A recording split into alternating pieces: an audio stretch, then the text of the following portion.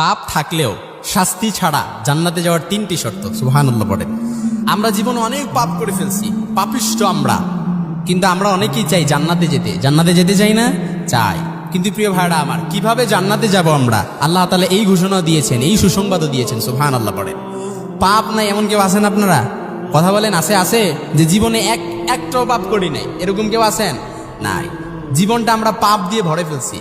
তা আমরা এরকম মনে করি যে এত পাপ করছি, আল্লাহ তাআলা মনে হয় আমাকে মাফ করবে না। এই যে আপনার মনের ভেতরে এই ধারণাটা আসে, এই রিয়ালাইজ হয়, এটা হচ্ছে শয়তানের ধোঁকা। এটা কি?